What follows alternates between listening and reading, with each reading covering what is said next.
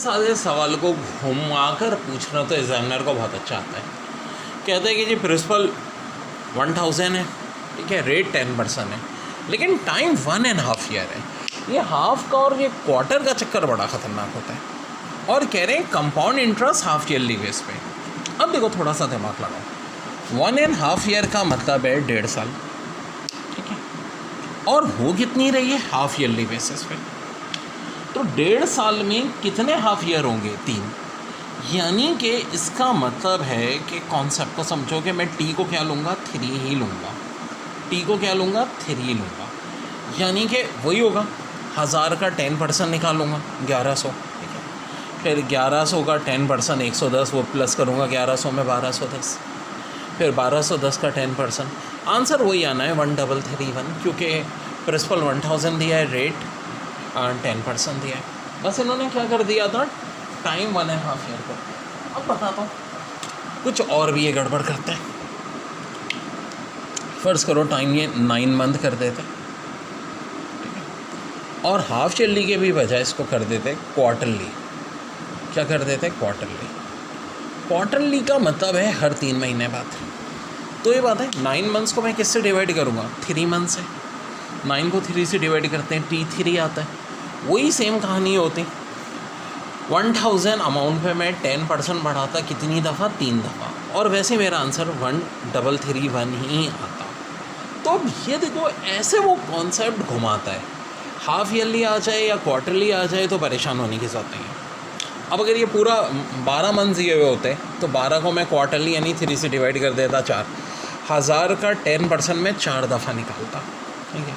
अब 1 साल चलो करने को दे देता हूँ। प्रिंसिपल 10,000 है, ठीक है जी, और रेट 10% है। टाइम 4 दफ़ा रेट निकालो 10% के हिसाब से, ठीक है जी।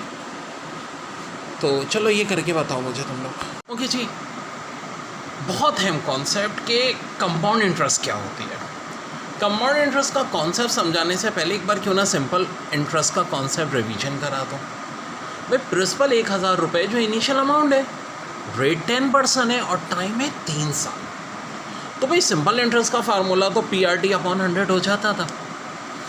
अब हम क्या करते भाई, इस फार्मूले से सिंपल इंटरेस्ट निकाल लेते जो कि 300 रुपये आती। प्रिंसिपल में एडअप कर देते, टोटल अमाउंट 1300 रुपये हो जाता। बच्चों होता कि नहीं? बिल्कुल होता जी। लेकिन कंपाउंड इंटरेस्ट की कहानी कुछ अलग होती है। कंपाउंड इंटरेस्ट की जब हम बात करते हैं, प्रिंसिपल 1000 है, रेट वही 10% है, टाइम 3 ईयर है। लेकिन हम क्या करेंगे, पहले 1000 का 10% निकालेंगे, जो कि बड़े आसान सी बात है, 100 रुपये होगा।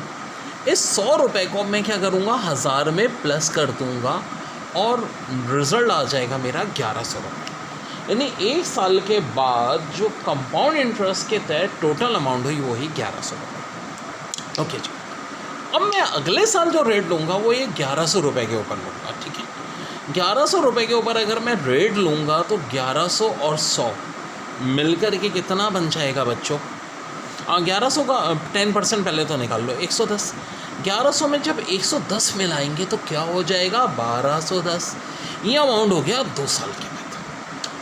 अब अगर मैं रेट 10% लूँगा तो 1210 पे 10% लूँगा। 1210 पे जब 10% लूँगा 121 हो जाएगा। 1210 और 121 को मिला लेंगे तो मेरे भाई ये हो जाएगा 1331।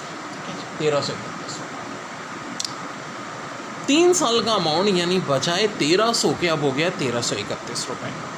कंपाउंड इंटरेस्ट ऑफ कोर्स ज़्यादा आ रही है। कितनी ज़्यादा आ रही है? 31 रुपीज़।